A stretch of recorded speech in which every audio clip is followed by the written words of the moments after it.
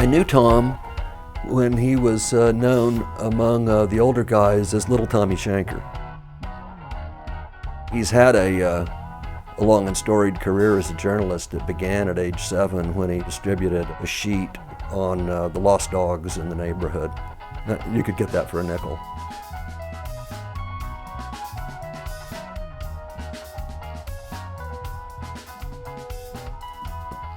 He went to Colorado College. But then he went and worked for the Daily Oklahoman, went back to graduate school at Fletcher. Then he got a job for the Chicago Tribune. He finally got an assignment covering the mayoral campaign of Harold Washington, who went on to become mayor. And Thom followed him to the mayor's office. And after a few years, the Trib people thought that covering the Chicago City Hall would probably be a good preparation for covering the Kremlin. So they sent him off to Russia. And it's at this point that Thom's career sort of begins to take on a sort of Forrest Gump-like character, where he shows up at all of these places where world-shattering events are happening. So he's there in Russia during Glasnost and Perestroika that Gorbachev introduced in the late 1980s.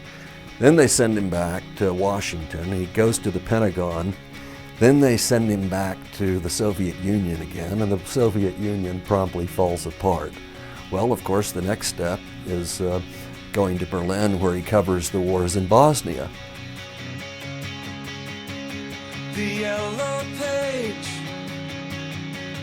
of the books and books I've forgotten that. When he was a reporter for the Trib, he broke the story about the Serbs' campaign of mass rape as a tool of war in the Bosnian War.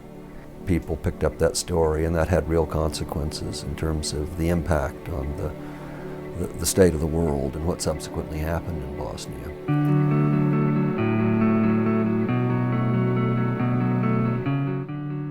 The Pentagon had really an outstanding press corps. It was large because the Department of Defense is so large, and news organizations tend to put their better people there because it was important, particularly during time of war. So I had a lot of years to observe Thom, and the Pentagon's a tough place for a journalist because there's a lot of travel, and the hours are long. Particularly during the period he's been there. I always felt very fortunate that there were people like Thom.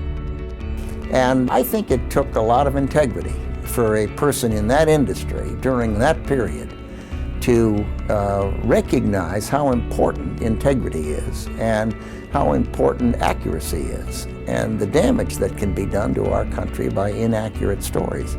And I would, as I say, if I look at the Pentagon press corps, I would have to rank Thom Shanker right at the very top. Well, the word that comes to mind, I think most when you talk about Thom Shanker, is he's a straight shooter. That's kind of military parlance, and it's probably one of the highest compliments you can get in our business from people in the military. It means Thom, he comes at it fully prepared, looking for the facts, looking for analysis, but he doesn't have his own agenda that comes into that. But Thom has got a funny side to him. He's one of the cleverest people I know. He's a musician too. And I think one of the most creative stories that I think Thom has written, besides all the scoops that he's gotten covering the military, was a brilliant piece he did several years ago looking at the technology that troops brought to the battlefield. And this wasn't just their weapons, but it was their kind of cultural, what they brought with them to stay in touch with their culture, their personal CD players, their MP3s, and the playlists that they had with them. And so he was able to tap into kind of the cultural psyche of the troops down range and explain in a very interesting way that landed on page 1 of the New York Times.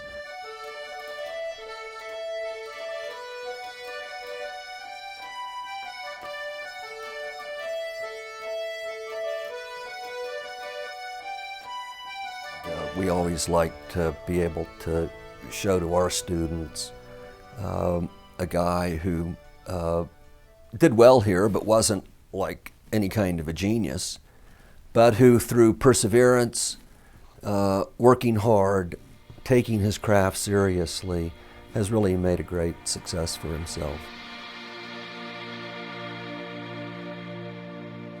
He told one anecdote about his time as an embedded reporter in Afghanistan soon after the war started, and he was with a Green Beret outfit in Kandahar. And they were sitting around the campfire after about a week, and he was intent on showing that, he could keep up with them and eat ramen with them 3 times a day and not complain. So he said, I bet you it would be a pretty bad thing if I were to get myself killed. And they said, no, not really. Getting killed wouldn't be so bad. What would really be bad is that if you got lost. For Thom, I think that meant for the students is, take their life seriously. Do something important with it. It doesn't have to be world-shattering.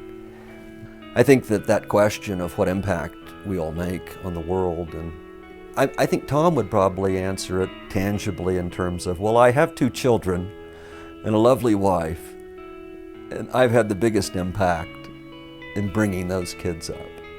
But of course, he's had a terrific impact as an accomplished journalist, covering the Pentagon, doing his duty in that regard. He's very conscientious, he's courageous, he's very funny, tries to cover a story thoroughly and exhaustively. And those are terrific qualities that make a very big difference in terms of the public life of our country.